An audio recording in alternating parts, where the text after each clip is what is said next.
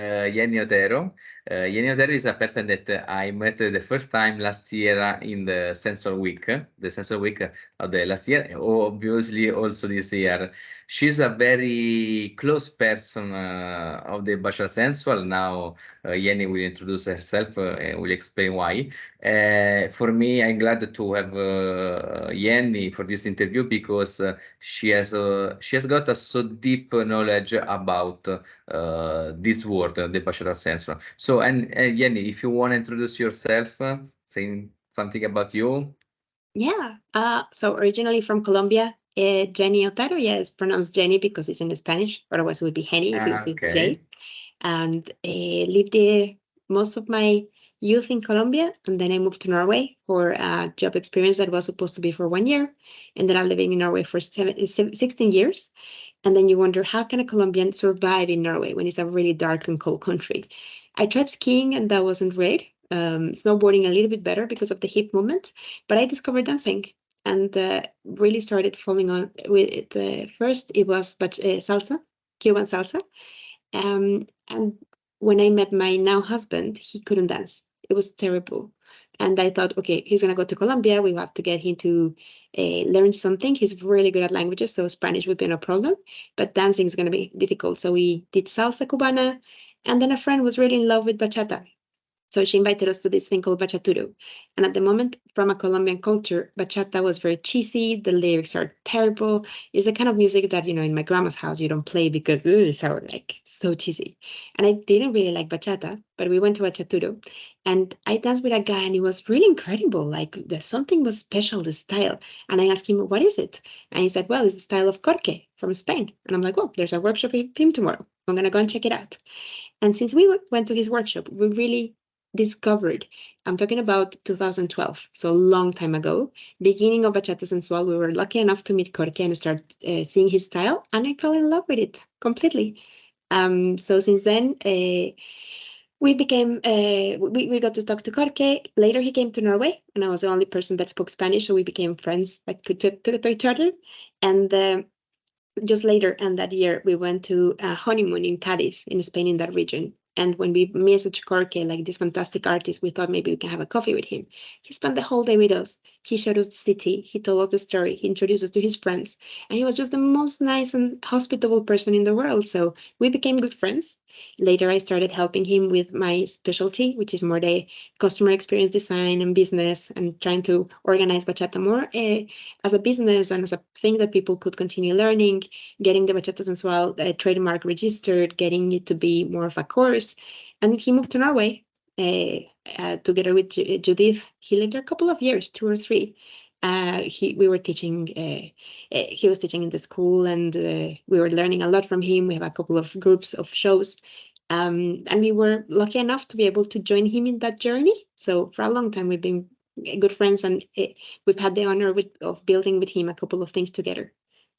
So yeah, it just started with a good friendship, and it's our passion, bachata. Yeah. So initially, I discovered in this question, I discovered that you have a Colombian origin. I didn't know. In Yeah. fact, I always asked myself, Otero is not so English or other country. It's something like Latin. So Yes. now it's okay. Now I understood. So you didn't like initially the bachata, and you discovered bachata with the Bachaturo, this event in Poland. That's true. 2012, and it was Yeah. because we were discovering this type of culture.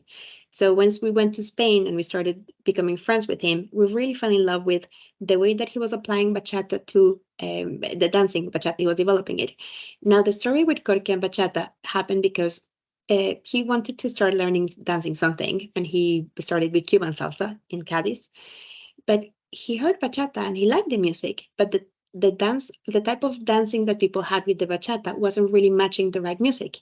So imagine he started learning bachata in the times where Aventura started doing obsession, and Aventura started growing a bachata that was much more hip hop and modern. And he was like, they didn't have really great Dominican teachers where he was. So the bachata they had was quite basic. And then he said, I want to do stuff that is a bit different, interpret the music in ways that are more original. So if you really Google Corque and try to find his early videos, he would hate me for that, to talk about the style that he wore his hair with a a long hair in the Yeah. back and short in the front, and really fantastic fashion. But in those days, he started making moves and started understanding, okay, if I move this, what happens? If I try to interpret that song, what happens? And he's always had this art of knowing how to start being creative and doing things differently. So he developed something by himself, I guess without knowing. And then some of his friends started learning from him, and he was already teaching. And some people started saying, wow, that's a really good style. And they started calling it the Corky style and the Spanish style and then the Lucian style, until it started being branding more Bachata Sensual. And at some point, he registered the brand Bachata Sensual. But it's been completely a process. Yeah, it's a very young discipline. Exactly, which is, for example, in the web pages, so one date, but I don't know if it's true, or if I'm wrong, I read wrong. Which is the year that Bachata Sensual born exactly? Can be 2006, how to say, 2006, or is it correct? Yeah, probably yes. I will have to come back to you on the exact date, but he was working on it way before I met him. And I think it's quite interesting to understand when Dominican bachata even was born. Uh-uh. It's a folk dance, but if you look at the Dominican singers, they're from the 80s. So I remember in the 80s when I was young, and now I can't guess my age. I was born in the 80s, and in the 90s in South America, we heard a lot of that bachata that now is considered traditional, and a lot of Mhm. these singers that are bachata traditional are 80s, 90s. All of that kind of became popular. It is in the move on the change of music where Bachata Sensual was born. So I don't think there would be a Bachata Sensual if you wouldn't have had Romeo Santos. At some point, actually, when I met Jorge, he told me Romeo Santos saved his career because he didn't. He wanted to have something different. And when he discovered Aventura and the new songs and the new influence, Carlos and Alejandra, they were doing different things, and of course, it changed all the way to what we know now. Um, it is a kind of a hand in hand evolution, but I'll Mhm. have to come to you back on the exact date when it was invented. Yeah, no, it was just a curiosity, but it's very interesting how they developed this new discipline, because now today we dance, no, we dance bachata sensual, we give this like damos todo como si lo bailamos como si fuera creado por nada, no? We dance as, but there is an origin that previous years there was nothing of that. It was traditional bachata and introduced some movements, waves, some styles, some techniques that there are not present before. So it's very crazy for me think something like that. The creativity used to create this discipline. It's very interesting. Let Yeah. me grill. I'm not going to grill you. I'm going to grill the people listening to this. So, if I were to ask you, what is the defining move of bachata sensual? What would you think it is? A lot of Yeah. people would say the waves, because waves, everything's about Yes. waves. You Um, represent that. there is something very important about the movement of energy in circles. So waves are very visual and definitely very easy to recognize. Yeah. But if you do the courses of Corke and B dance, there's one of them where he explains the move bolero, and he says that if nothing else, that is the movement, that the move that really defines what bachata is. Because rather than doing a continuous movement in the four step, you stop and you change the move and you change the energy and you go up and you breathe and you can do more of the up and down, Yes. and Yeah. you break. So I Yeah. would say that is the most defining thing of bachata. Of Yeah. bachata Yeah. sensual. Yeah. Yes. Yes. Yes. It's very, very crazy. Very interesting. How was it born? And essentially, so it born in Cadiz, and later it developed. Yeah. This is the Yeah. reason for which Sensory Week is in Cadiz, because it's the origin. Exactly. So Corky started dancing with Sylvia, who later Yeah. danced with Sylvia and Chavez. Mhm.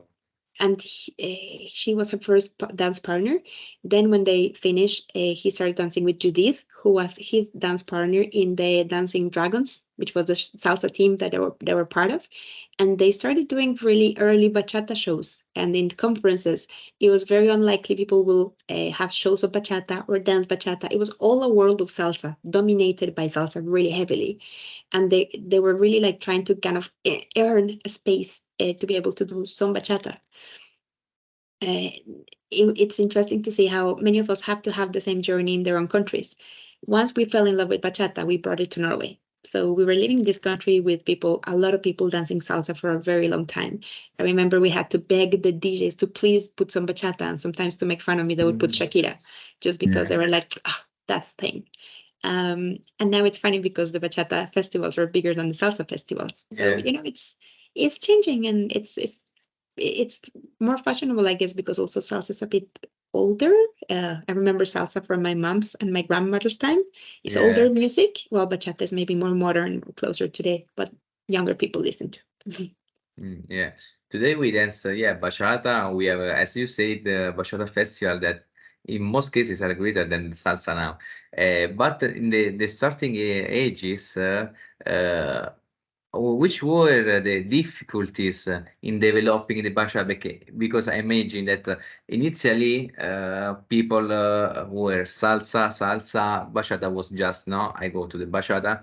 And moreover, for example, in Italy, that comes a little later than Spain, when people approach the bachata sensual, they approach the bachata sexual. So it's a little different.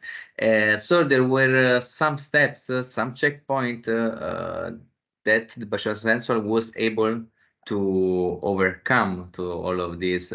Which were the best difficulties that they had to afford to overcome these difficulties, to solve these difficulties? And how many years also? Because as I said, today we dance Bachata Sensual, and people saw that growing. But a lot of people should ask all the work done in the previous year to arrive to today. And imagine that they worked with constant, with resilience, till now Bachata is this. But they had to create, to, I don't know how to say, to be constant in that, working constantly with a lot of blood in that, and this is very emotive, because we don't think in this, maybe in the future we will see the books saying, Bashar Sensa was born, but we are so near to the born date. This is a very interesting things. I think we're very honored to have witnessed this story and have a little part of it. How, especially for Sensual Week, how we are successful is because we really complement each other between Jorge, Judith, and me and Andreas. While they are the absolute authority on Bachata Sensual, they're super creative and they're very able to create something that has taken over the world. We have more of the organization skills and ability to make sure that the event itself, logistically and in many other aspects, is a success. So there's been a lot of challenges for Jorge to make this happen. Of course, it starts with, you have a person that is an artist and he's really creative, but how do you start understanding what is the next steps you have to take in your career to build something? I remember also in the early days, I remember he was telling me how much he was charging, and I'm like, but you're charging so much less than the salsa dancers. You need to start putting your prices up, and you need to start. He's also the best person in the world, but because of that, a lot of people wanted to take advantage of him. I remember a specific case of a promoter in Norway that made him sign some papers, and he just signed with completely full confidence, but he didn't speak English enough to have read all the papers. And there was a clause there saying that you have a long life attachment to me. So because he signed that, he was supposed to forever in his life, every time he goes to Norway, need to pay a fee to this organizer. And then when he told me that, I have a problem, I have these papers with this organizer and I want to get out of it because that I wasn't aware that this was the case.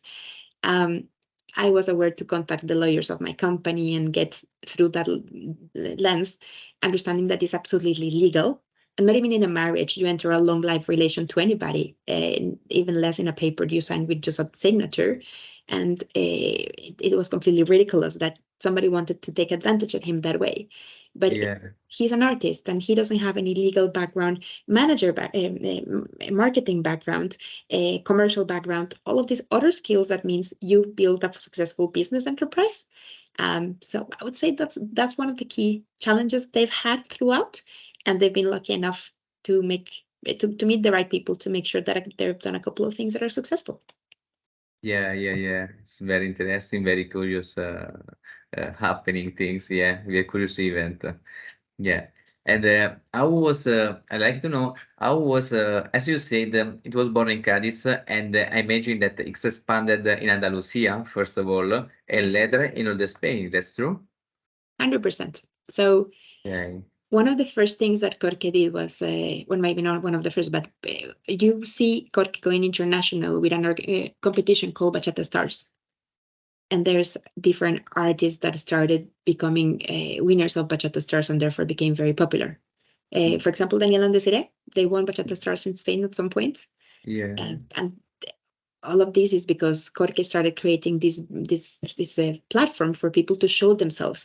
Kike was with Fania before, and Kike and Fania were World Bachata Stars champions at some point. Chavez and Silvia, I think they participated in Bachata Stars. I think they were judges, not sure. But if you start with all of this community, of course, it was a lot built in Spain and Andalusia. A lot of them Spanish speaking. It started creating a bit of more of this family, and you see a lot of the couples today that are really strong with Bachata Sensual, they're from the region, and it's not a coincidence. It is because that was the epicenter. It's been always the epicenter from where it all kind of exploded. Yeah. In fact, when I was in this last Sensual Week, the interesting thing was that I have met, with respect to last year, new people from new country, and this is a sign that is expanding more and more in every country you can imagine.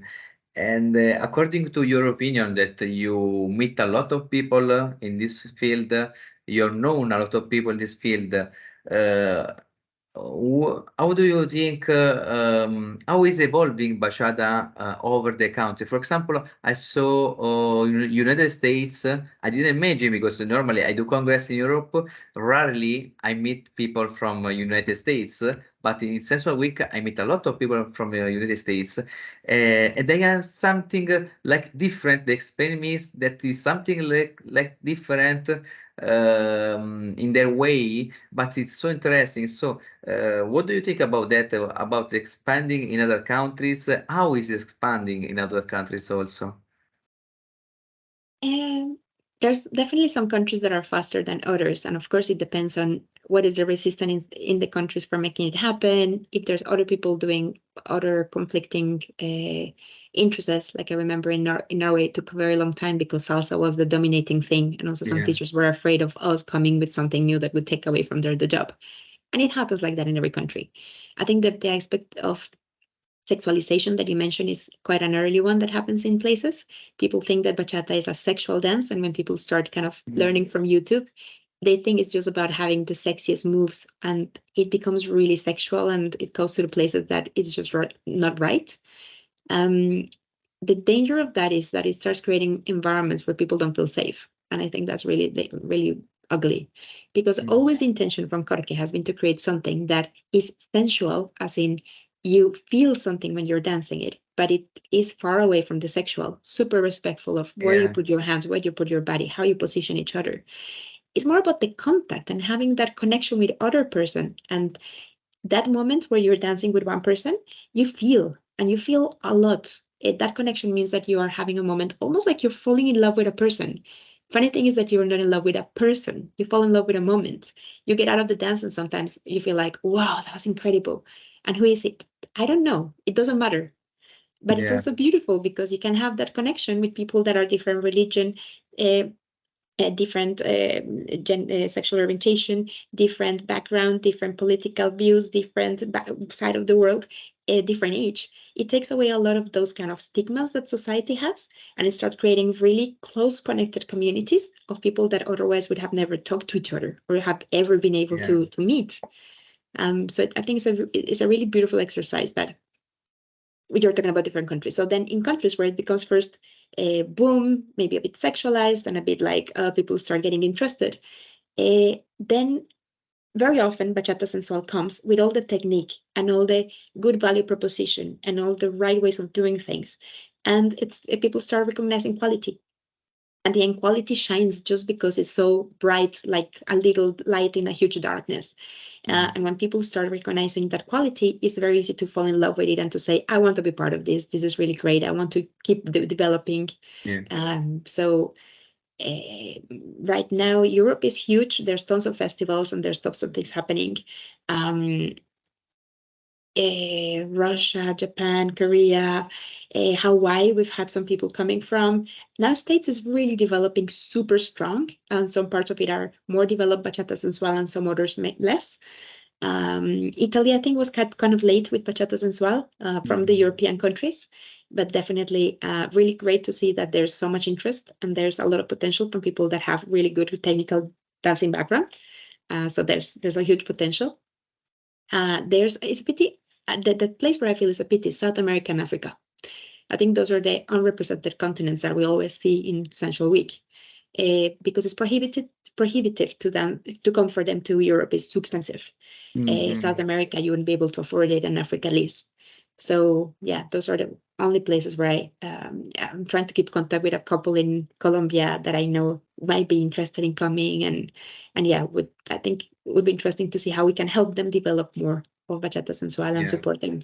But for the rest, it's really taking over the world. This year we had 30-something countries, and not just the countries where people live, but the ones that they represent. Yeah, actually, yes, it's an international discipline in every sense. Yeah. What do you think about the future? What do you, according to your opinion, which is the future of bachata? How does it will evolve in the future? I'm sure it'll change. The only thing that is constant in everybody's life is that everything will change, and that's fantastic. I'm curious to see what can continue happening, how it continues evolving and moving. I'm sure it's going to continue growing, and it'll get to the point where before it was really weird to see people dancing bachata. Now the music itself, bachata and Latin music, is much more mainstream. So that means more people will be interested in dancing. So the market is going to become much bigger. And I hope that at some point it's going to be as recognized as flamenco. So even for some people that we have in Sensual Week, they don't go to Cadiz thinking of flamenco. They go to Cadiz thinking of bachata. So I hope that one day, what's the hardest thing? It's been to get people in Cadiz itself to recognize that bachata is from their place. So people from all over the world come to Cadiz and they know this is happening. And in Cadiz, they have no clue. We have a saying in Spanish, nobody's a prophet in their own land. And this couldn't be more true in Cadiz, which is nice as well. It's a challenge that we're trying to overcome. This year we got an article in the newspaper, so at least we're getting some traction. But yeah, we're working on it. Yeah. I think we are at a starting point. There are a lot. It will grow and grow because the market is becoming crazy. A lot of people are coming close to this world. They are introducing in this world. It's very beautiful. This is growing day by day. And as in the previous interview, Masa, for example, also thought that a little new culture inside the bachata will create an evolution also of the discipline. Someone can introduce some zouk, someone can little reggaeton, someone some salsa step. This is growing and growing. It's very crazy. This, yeah. It's very interesting. Crazy, yeah. It's important to start enriching it and changing. And I don't think people would say, but that's the right way or the wrong way. I think there's right technique to do things. But based on the right technique and the right basis, you can create anything. And languages keep evolving, music keeps evolving. It's just natural that dance will continue to evolve and will become something very likely bigger and even more fun. Like at some point, we're going to get bored of the things we do now. If you see the videos of Korke or Kike or those guys in the early days are so different to what they dance now. Yeah, you will see in 20 years and we'll be like, oh my God. Yeah. In fact, there are also a lot of styles of bachata. There is the one that mix more urban, someone that has got another style. This is very beautiful because everyone can develop its style. So this is beautiful. I wanted just to close with the Sensual Week because just 2 words about that because it was my second time. I think that I will do Sensual Week every year because I think it's one or not the best event of bachata. There is the best for education in this congress because I think it was taught for education. You have 2 hour of classes. They put attention on the technique or on the movement, on aesthetics, on the musicality, all the features, essential features of the bachata. They are not limited to bring a figure, just reproduce the figure. This I don't like when I go to Congress. I can create for myself the figure. I can watch and copy. It's okay. I want to improve my technique, my skills. And this is very concentrated on, and I like this very much for that and for the energy. There is an energy. I met people from all around the world. I made the best dances in Cadiz. People at a very good level, very high level, and this is this exchange of culture that transmit this energy that is it's not easy to explain. Only if you live you can explain. It's a particular moment. I like so much. This year we did the show. It was incredible. It was an incredible experience because also this. There are different paths you can follow. If you are a person that wanna be an artist or wanna try the contact with the public, can do the show team. If you wanna improve in the Dominican, can do the Dominican. Improve the math style. It's very complete formation, complete education, and I love it. I love it. In fact, I will do a video that resume my experience in Sensual Week with my feedback at the end because I wanted that people know this event. The people that wanna really improve, they really love this discipline because they can feel emotion that are unique, singular emotion, but you cannot explain. So I like it so much. Thank you for Um, the you're organization because welcome. it's I'm really very happy to something. hear this. We never imagined when we started doing Sensual Week that it would become such a big event. As in, we started with a group of friends, just 12 girls and 12 guys that went to Cadiz in between the week because we wanted to learn from Corky and he's busy in the weekends. So we said, let's go in the week. And in the week, we go and take a couple of hours with him with classes. And then in the nights, we go partying. It's the same essence that we've had from the beginning. But I think we've always focusing on 4 different things. First of all, is for us organizing. It's always about choosing quality, not quantity. Very many organizers, when you go to festivals, they say, I have a bigger event in the world because I have 3,000 people.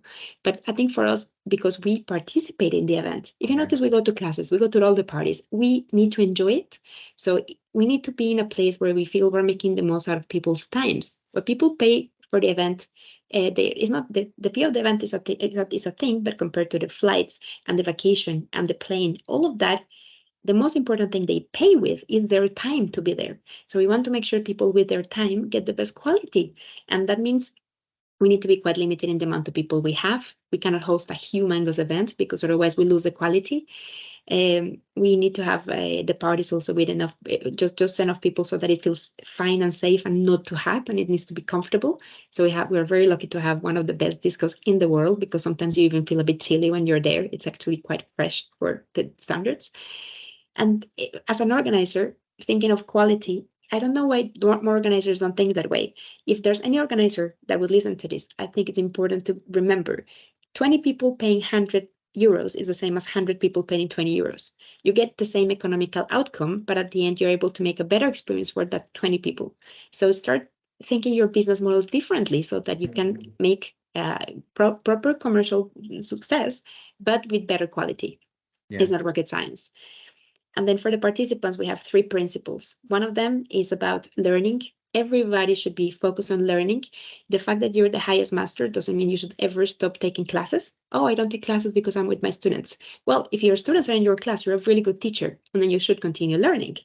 That should be the perspective people should have. So in Essential Week, people don't come to the intermediate advanced. We've taken away those titles so that we help people not have to bother with that, so that they're just focusing on what am I going to have to focus on and where can I start getting the most out of it?